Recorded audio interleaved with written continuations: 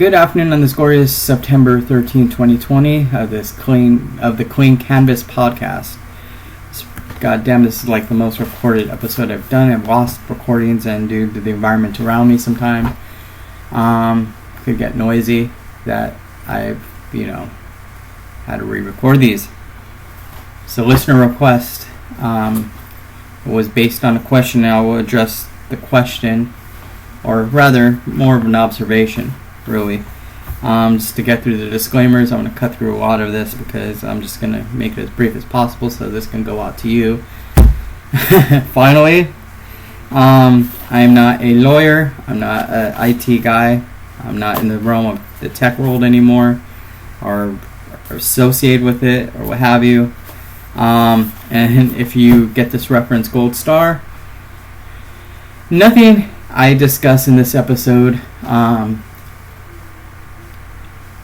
everything I discuss rather is for informational use only. Do not do any of the things I discuss in this episode. Once again, if you get that reference, gold star. So, without further ado, I discovered this movie. I discovered a lot of tech stuff before I discovered this movie, but some of the early times I found out about The Prodigy and other dance-based bands. I've heard of Future Sounds of London and other bands like that, or groups, DJs, electronic artists, what have you, which I didn't get into any and all of those producers or whatever. One of the things that you used to do back in the day is you order pizza, go to your local video store, and find a movie that, or several movies to watch with your friends and family.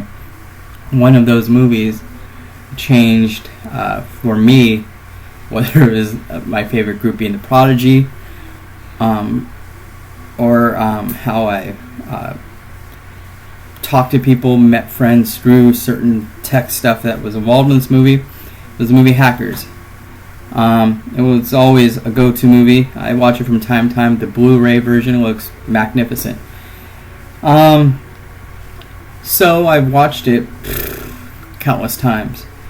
One of the things that was an observation from a listener that garnered this very episode, I don't know if I use that right, whatever. Anyway, was the fact that there wasn't really any father figures in this movie. Okay, you see Kate's mother, or rather, hear about Kate's mother, who's an author who writes very feminist-based books. Kate is a strong female character in a cast of dominant male characters, especially like Dade and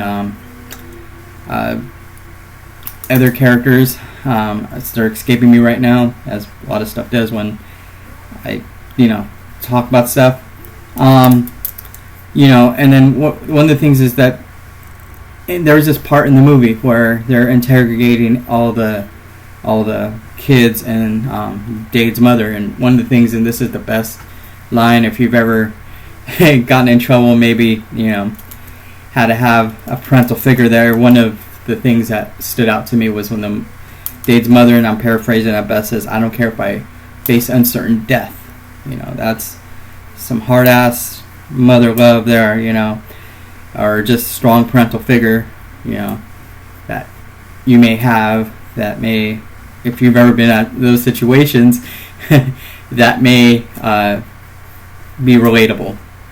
So that's something that stands out, the strong femininity in the movie, and how that stacks up amongst a lot of movies have a strong male cast or whatever. So the other thing to note is I don't have any idea who in the hell edited this movie. It's kind of a fun thing to maybe when I finally get around to maybe gain some editing type of access or whatever, if you, the listener, have any editing access, try editing a linear version of the movie, because whoever edited the movie was terrible. There's parts that happen that should have been happening before in the story are happening way after, and so it's not a linear.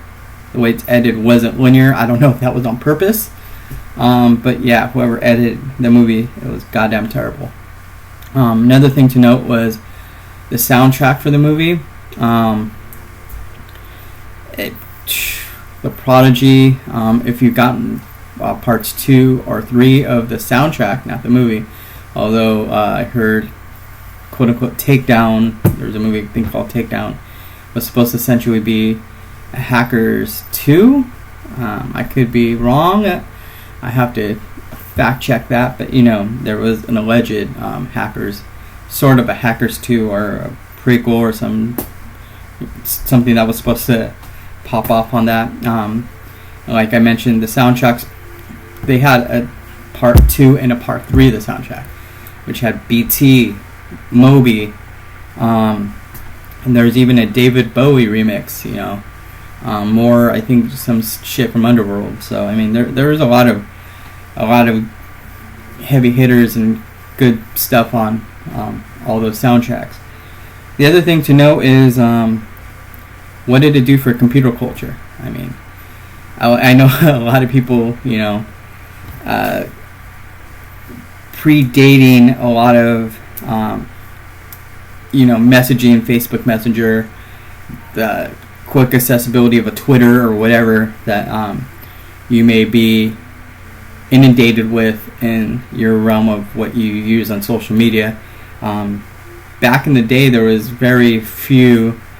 You post on the message board, and then maybe somebody days, weeks later, there was no real access to how you figured out somebody was online at a certain time, unless there was a habit. Now you can look in the DMs on Instagram or on Facebook Messenger, and there's a little green dot or whatever that says, hey, so-and-so's online or whatever. You don't really have that kind of personal instant access to somebody else that you have now. So a lot of accessibilities. I mean, there is Internet Relay Chat, IRC, which kind of had this, or at least from my perspective, a dark web kind of vibe to it. That was just my perspective. Correct me if I'm wrong, but there was a lot of stuff back then that if you really dug deep down, you can find access to, whether music, which they had LimeWire in the end of 90s, 2000, LimeWire, Kazaa, certain, I'm sure there's others, I don't really, that's the only two that come to mind. How to access music now: you have Spotify, iTunes, Apple Music. You have strong access to bands, social media. There's escapes me, certain sites that have from the bands to the listener, directly from the bands to the listener, almost like a social media type of access that you'll have. There's certain websites that escape me at this moment, but that have this accessibility to music that you get directly from the band. And a lot of other artists are doing stuff like on Twitch or OnlyFans, where you get exclusivity from sort of a media base that you can't get anywhere else, and that the purpose for what it is not quite for the purpose of what it's being used for. So, there's a lot of things that now they may be archaic or foreign to you because it's very old and dated. A lot of the technology in that movie, using a recorder to make free calls. You can hear certain podcasts and certain bands where they talk about being overseas and having to use those Radio Shack recorders to make free calls to loved ones without having to pay an enormous international fee. Those are some of the brief things I've covered in this. If you give me questions, I can probably answer them, and then I can further maybe have a part 2 to this. So, this movie has done a lot for my perspective towards the technological world, and more recently there's certain elements, whether it's Ruckenfrodden, like fucking Rodden, excuse my language. I'm not trying to bring cursing to this podcast or whatever, but there's a clothing company. They do t-shirts that look like film posters, but they're in Japanese lettering. They just did a Hackers, and I believe it ends tonight at midnight. I could be wrong, but definitely check them out if you like certain horror movies, certain movies like Hackers, True Romance. They did The Matrix and Hackers for this run of t-shirts.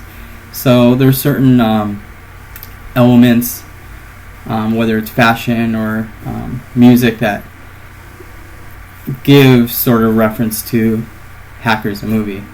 And it's certain elements, whether it's t-shirts or people I've engaged with or re-engaged with, that ignite my interest in tech, whether or not they're around me or not, but anymore. But that sort of, it reignited it. That's why I'm able to record now more, because a lot of those elements, that fire inside me, has been reignited. So I'm going to conclude this. I know this was a bit of a quick one. Hopefully I didn't talk too much and spare some of the details, but like I mentioned, you can, you have questions, requests, let me know on Instagram on the Clean Canvas Podcast, and then you can reach me on YouTube under the Clean Canvas Podcast. Excuse me. So hit me up with questions. I have the mental health part 4 coming out. I just finished the editing on that. I'm going to release that soon. I'm going to do a part 5, which I don't know how that's going to come out, but I think if everything goes linearly how I plan, it's going to be a really good one, because it may be far bigger than what we've been discussing, or rather I've been discussing in these podcasts. Some certain questions I may be getting. So I hope you enjoy these. Have any questions, requests, let me know, and I'll be more happy to get these out. Be safe, stay positive.